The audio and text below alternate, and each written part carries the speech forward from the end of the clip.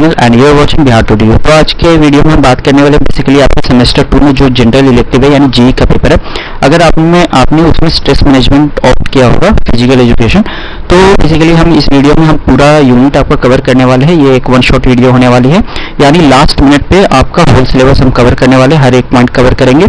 तो मेरा एम सिर्फ पढ़ाना नहीं है बल्कि मिनिमम टाइम में आपका पूरा सिलेबस कवर करना है। क्या होता है कि कई लोग जो यूट्यूब पे पढ़ाते हैं वो आपके बेसिकली यूनिट वाइज कवर तो करते हैं, पर उनके जो टाइम है वो काफ़ी ले लेते हैं। एक यूनिट कवर करने में 1 घंटा ले लेते हैं, तो लास्ट टाइम में इतनी लंबी हम वीडियो देख नहीं पाते हैं। तो इसलिए मैं कोशिश करूंगा कि मैं आपको 30 मिनट्स के अंदर पूरा आपका यूनिट करा दूं। तो हम स्टार्ट करते हैं।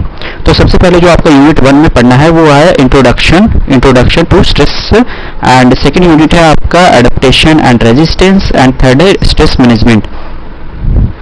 तो यूनिट वाइज 4 यूनिट पढ़ने हैं। तो सबसे फर्स्ट हम यूज करेंगे, फर्स्ट यूनिट है जो कि इंट्रोडक्शन टू स्ट्रेस है।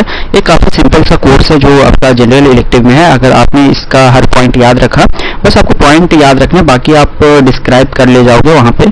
तो लेकिन पॉइंट आपको याद होनी चाहिए कि इसमें क्या होता है। तो सबसे पहले हम पढ़ते हैं आपका फर्स्ट यूनिट जिसमें स्ट्रेस मैनेजमेंट है। तो सबसे पहले जानेंगे कि व्हाट इज स्ट्रेस। स्ट्रेस क्या है? तो stress is a body's way of responding to any kind of demand और चैलेंज। यानी मीन्स हम कह सकते हैं कि हमारी जो बॉडी होती है वो किसी भी प्रकार की जो रिस्पॉन्सेज है, यानी कोई जब चैलेंजेस आती है तो किस तरीके से रिस्पॉन्स करती है। It happen when you feel nervous, pressured, scared या ओवरवेल्म्ड। तो इस तरह की सिचुएशन में आपकी बॉडी मतलब स्ट्रेस फील करती है। इन सिंपल टर्म्स में हम कहें तो स्ट्रेस आपको जनरली कब होती है? तो लाइक बिफोर एग्जाम आपको हो सकते हैं स्ट्रेस, देन ड्यूरिंग आर्ग्यूमेंट आप किसी से बहस कर रहे हैं तब हो जाएगी आपको स्ट्रेस, या फिर आप फेसिंग कर रहे हो टू मेनी टास्क, जैसे बर्डन है, आपको काम करने का काफी प्रेशर है तो आपको स्ट्रेस होना स्टार्ट हो जाएगा। तो फीचर्स क्या है स्ट्रेस के? एवरीवन एक्सपीरियंस स्ट्रेस डिफरेंटली यहाँ पर हर कोई का जो स्ट्रेस का एक्सपीरियंस होता है वो डिफरेंट होता है। कई लोग काफी इजीली मैनेज कर ले जाते हैं स्ट्रेस को, और कई लोग को दिखते वो काफी मतलब उन्हें प्रॉब्लम होती है, छोटी सी चीजों पर स्ट्रेस हो जाएगी।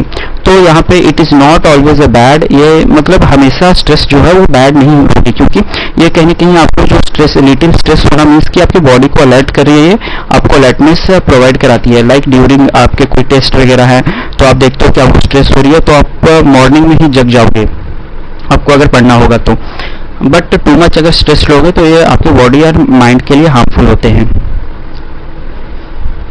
देन एग्जाम्पल की हम बात करेंगे तो सिमिलर काइंड ऑफ एग्जाम्पल है जहाँ पे आप लाइक स्ट्रेस जब आपको होती है, मान लो कि आपकी एग्जाम टुमारो, तो आपको क्या होगा कि ये आपका अगर आपने अच्छे से वेल प्रिपेयर्ड नहीं होंगे तो आपका हार्ट बीट फास्ट हो जाएगा, देन आपको एंग्सियस एंजाइटी वगैरह होना स्टार्ट हो जाएगा। तो इसी को हम स्ट्रेस कहते हैं।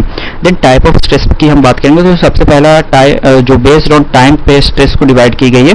तो सबसे पहला टाइप है एक्यूट स्ट्रेस, मीन्स की शॉर्ट टर्म होता है, जैसे कि आपको क्विकली होता है, मान लो कि happens quickly and doesn't last long, and जैसे आप नर्वस फील करते हो बिफोर कहीं पर आप स्पीच वगैरह देते हो तो ये एक्यूट स्ट्रेस होती है शॉर्ट टर्म के लिए। जैसे ही वो स्पीच खत्म होगी आपकी जो स्ट्रेस है वो खत्म हो जाएगा।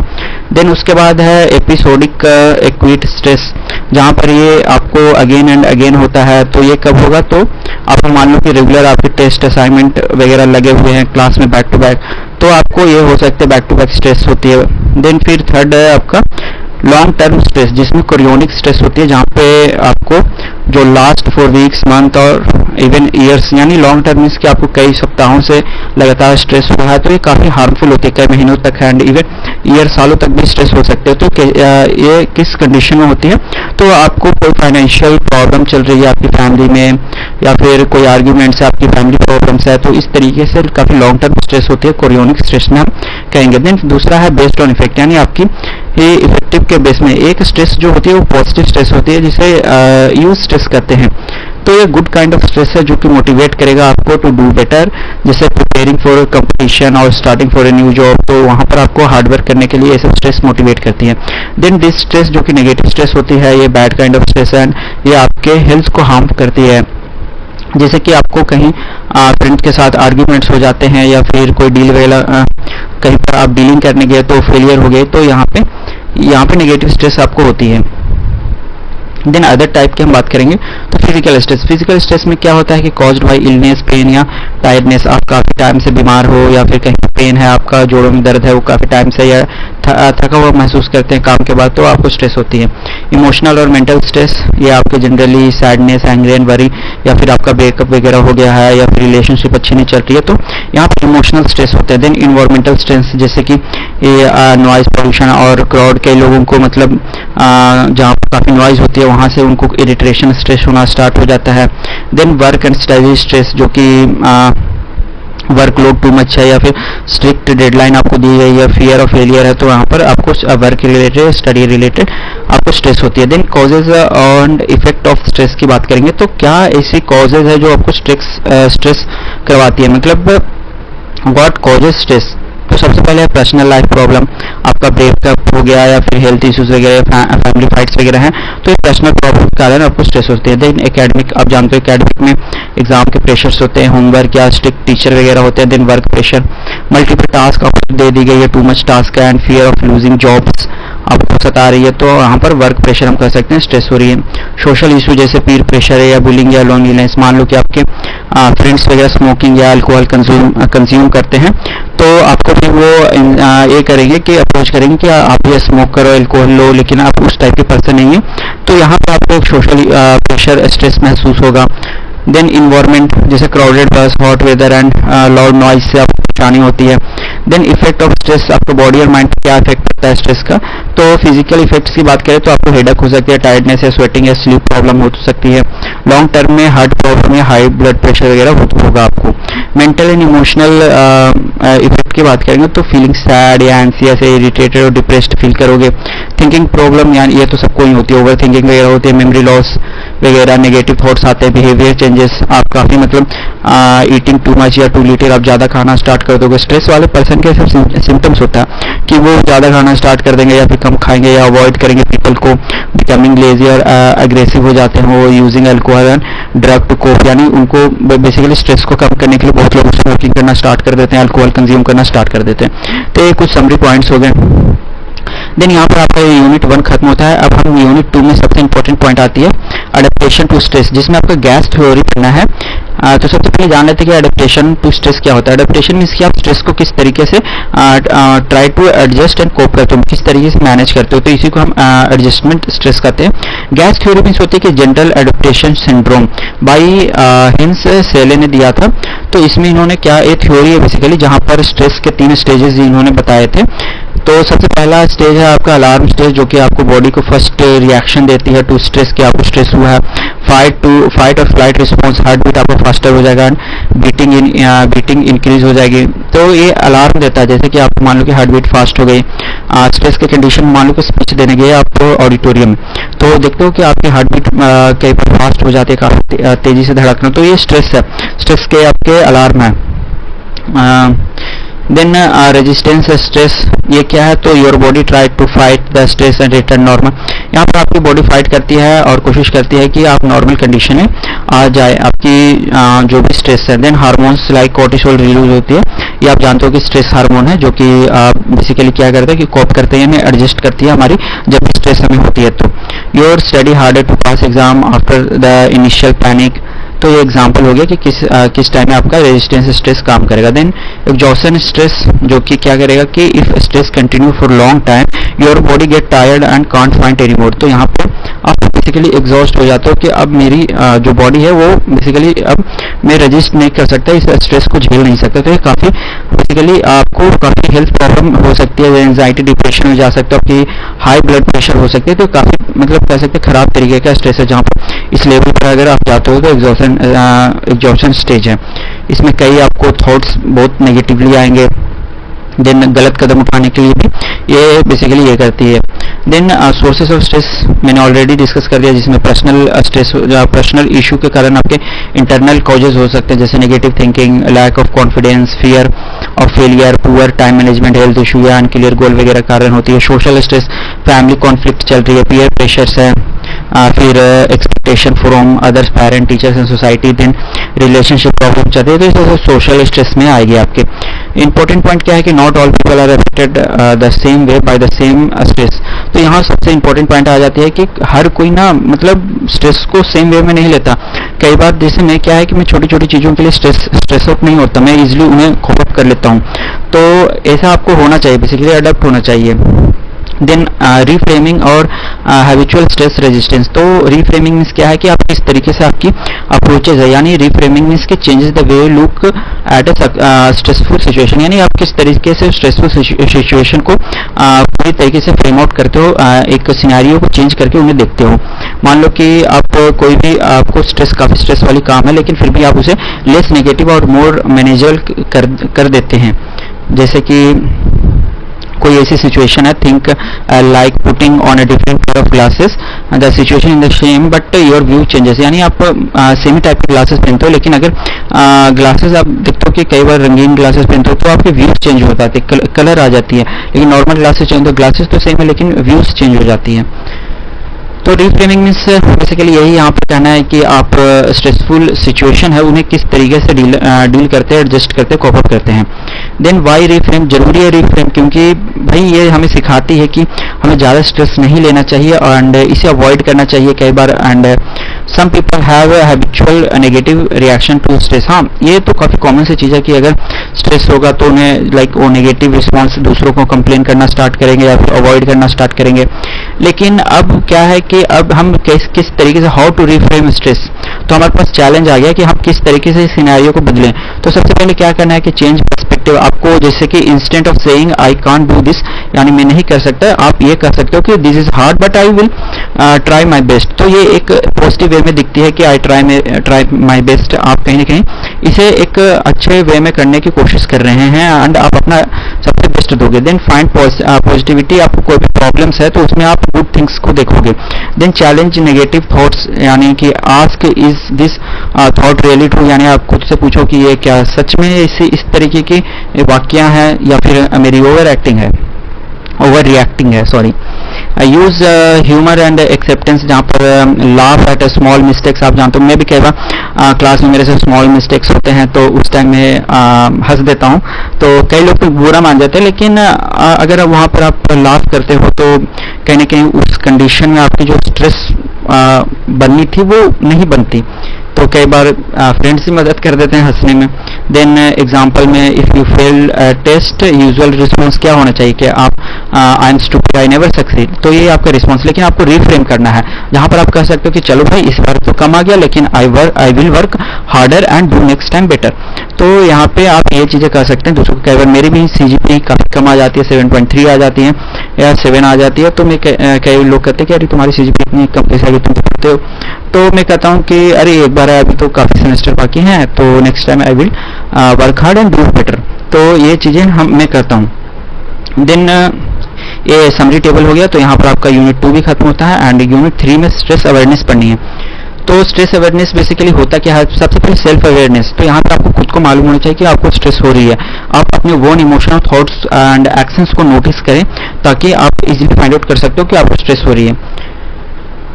देन यहाँ पर एक आती है adaptive and maladaptive behaviour. Means कि यहाँ पर देखो अडेप्टिव बिहेवियर मीन्स कि healthy and positive way to handle stress, and जैसे कि डीप ब्रीथिंग करना, एक्सरसाइज या problem solving. And maladaptive means कि unhealthy way to dealing stress that often make think worst. And इसके avoid करने के लिए आप क्या करोगे कि ड्रग्स, येलिंग या अवॉइड करोगे प्रॉब्लम्स को। तो ये माल एडेप्टिव बिहेवियर है आपका।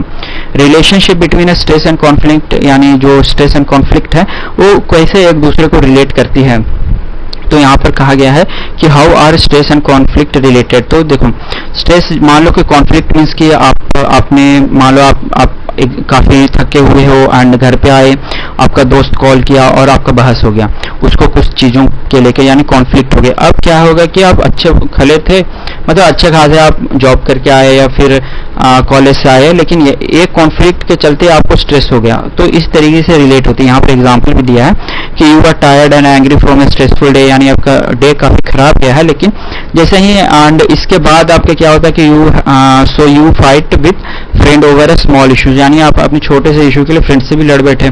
तो कॉन्फ्लिक्ट के साथ मतलब आपका ये क्या करेगा, कॉज करेगा स्ट्रेस। पहले से स्ट्रेस था और भी स्ट्रेस हो गया। तो ये एक साइकिल बन जाती है जहाँ पर स्ट्रेस पुअर कम्युनिकेशन के कारण कॉन्फ्लिक्ट हुआ जिससे मोर स्ट्रेस आ गया। Then how to manage stress in conflicts, तो सबसे पहले अगर जब भी आपको लगे कि अब तो लड़ाई हो जाएगी तो यहाँ पे आप क्या करोगे कि आप खुद को काम रखोगे एंड डीप ब्रेथ लोगे, लिसन करोगे सामने वालों को एक्टिवली, देन फोकस करोगे सॉल्विंग प्रॉब्लम सॉल्विंग एंड उसे ब्लेम नहीं करोगे, दूसरों को कभी भी ब्लेम नहीं करना है। Take a break and return, मान लो कि अभी तुरंत आप उसे कुछ कहने के लिए कैपेबल नहीं हो, आपका दिमाग काम नहीं कर रहा है, तो एक थोड़ा ब्रेक ले लें एंड फिर आप उसे कहें कि मुझे थोड़ा अभी टाइम दे, तो मैं बताता हूँ कि क्या करना है। Then stress and drug abuse, तो ये कैसे रिलेट करती है, तो कई बार होता है कि जब आप स्ट्रेस आपको होती है तो इसे एस्केप करने के लिए आप क्या करना स्टार्ट करते हो, फील रिलैक्स्ड रहने के लिए कई पीपल ड्रग्स लेना स्टार्ट करते हैं ताकि उन्हें टेम्पररी रिलीफ मिले एंड कॉज, और ओवरऑल फिर क्या होता है कि आप टेम्पररी रिलीफ तो मिल गई लेकिन लॉन्ग टर्म में ये आपको प्रॉब्लम कॉज करती है। जैसे कि कई स्टूडेंट्स होते हैं जो अंडर एकेडमिक प्रेशर से गुजरते हैं तो वो स्लीपिंग पिल्स लेना स्टार्ट कर देते हैं, कई लोग इमोशनल पेन से गुजरते हैं तो ड्रिंकिंग स्मोकिंग करना स्टार्ट कर देते हैं, लेकिन ओवरऑल कहीं ना कहीं ये डेंजरस है, आपके फिजिकल मेंटल हेल्थ को खराब कर रही है। देन रियल लाइफ एग्जाम्पल, ये तो कॉन्फ्लिक्ट्स वगैरह हो गया जहाँ पर चीज़ें अवॉइड करने के लिए आप अल्कोहल वगैरह लेना स्टार्ट करते हैं। देन यहाँ पर आपके यूनिट 3 भी खत्म होता है एंड यूनिट 4 में पढ़ना है स्ट्रेस मैनेजमेंट, जिसमें कम्युनिकेशंस बेसिकली आपके दिए गए हैं कि किस तरीके से कम्युनिकेट करोगे कि एक बेटर कम्युनिकेशन जानते हो आपके कॉन्फ्लिक्ट्स बचा सकते हैं। पुअर कम्युनिकेशन से कॉन्फ्लिक्ट पैदा होते हैं और बेटर कम्युनिकेशन से कॉन्फ्लिक्ट खत्म भी होते हैं। तो इंपॉर्टेंट है कि आपकी जो कम्युनिकेशन से एक्सचेंज ऑफ आइडियाज या थॉट्स या फीलिंग्स है उसे आप अच्छे से सामने वाले को बताएं, लिसन करें सबसे पहले एक्टिवली, फिर उसे रिस्पॉन्स करें।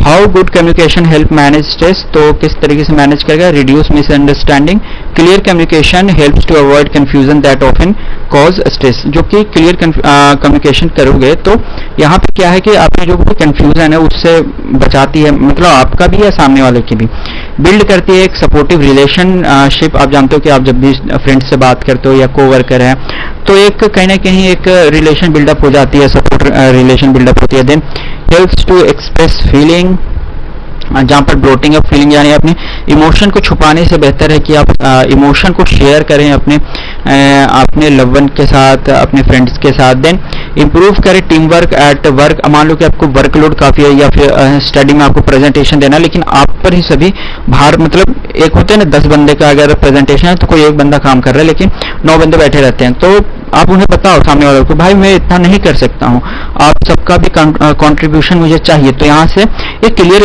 बेटर कम्युनिकेशन करने से क्या है कि आपको स्ट्रेस कम हो सकता है, रादर देन कि आप अकेला करो कुछ ना बताओ तो आपको ज़्यादा स्ट्रेस होगा। फिर वर्क परफॉर्मेंस बेनिफिट्स होते हैं अगर क्लियर कम्युनिकेशन आप करोगे तो।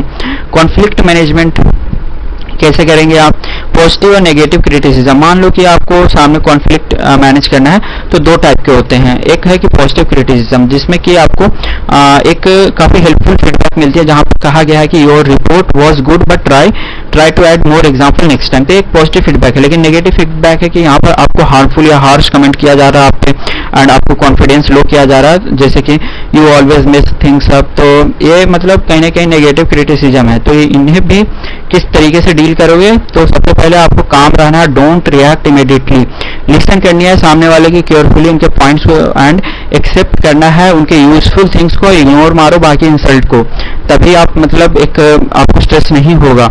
Respond politely and ask for clarification, मान लो कि कई बार प्रोफेसर होता है हमारे बीच में मिसअंडरस्टैंडिंग हो जाती है तो वो हमें ऐसा नहीं है कि वो इंसल्ट कर रहे हैं तो हम भी भाई अपने ईगो को नहीं लेनी है, आपको काम रहना है, उन्हें लिसन करनी है केयरफुली एंड पोलाइटली रिस्पॉन्स करना है हर कंडीशन में।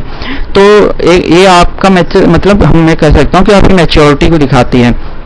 How to help with stress, when you don't take criticism personally your stress reduce, जब आप खुद पे नहीं लोगे तो आपका स्ट्रेस ऑटोमेटिकली रिड्यूस होती है। कॉपिंग method through the physical activities, आप फिजिकल एक्टिविटी करके भी स्ट्रेस कम कर सकते हो, जैसे योगा एक्सरसाइज वगैरह, कुछ साइकिलिंग डांसिंग ये सब लोग करते हैं activity day by day, sports खेलते हैं, जिम वर्कआउट करते हैं ताकि उनके स्ट्रेस कम रहे। हाउ दे हेल्प, तो कैसे ये हेल्प करती है ये सब चीज़ें, तो सबसे पहले आपको फील मतलब गुड हार्मोनी एंडोनेफ्रिन वगैरह आपको रिलीज होती है, रिड्यूस करता है मसल टेंशन को इंप्रूव करेगा आपका स्लीपिंग एंड मूड को, give your mind to break from over thinking. Then lifestyle management, आपको हेल्दी डाइट वगैरह लेनी चाहिए, आपको अच्छी न्यूट्रिशन वाली फूड लेना चाहिए, आपको 7 से 8 घंटे सोना चाहिए, अवॉइड करना चाहिए अल्कोहल एंड ड्रग को।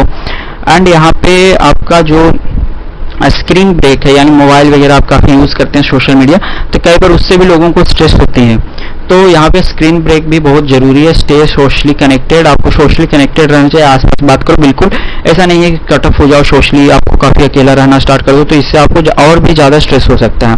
तो यहाँ पर आपका चारों यूनिट खत्म होता है, ये आपका समरी है। And quick real life example की बात करें तो you are stress before exam होती है, तो आपको ये सबसे कॉमन सी बात है, स्टूडेंट्स को एग्जाम से पहले स्ट्रेस होता ही है, तो इसमें आप टीचर से कम्युनिकेट कर सकते हो कि उनसे बता सकते हो कि मुझे स्ट्रेस हो रहा है, कि आप मुझे मदद कर सकती हैं इंपॉर्टेंट फाइंड आउट करने में, क्वेश्चंस, टॉपिक्स।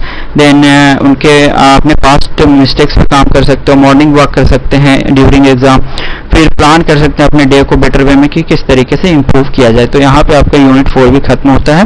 एंड इसके साथ ही आपका जो स्ट्रेस मैनेजमेंट का सेमेस्टर 2 फिजिकल एजुकेशन है, उसका पूरा सिलेबस खत्म होता है। आई होप आपको मेरी वीडियो पसंद आई होगी। एंड तो हमने यहाँ से स्टार्ट किया था, सो मेरे चैनल को जरूर सब्सक्राइब कर दें, मेरे वीडियो को लाइक कर दें। एंड इसी के बेसिस पे मेरे कई और भी जनरल इलेक्टिव के मैं टॉपिक्स को अपलोड किया हूँ, तो आप उसे भी देख सकते हैं। एंड मेरे चैनल पर बने रहें ताकि आपके नेक्स्ट सेमेस्टर में भी मेरा चैनल आपको हेल्प कर सके। Thank you for watching.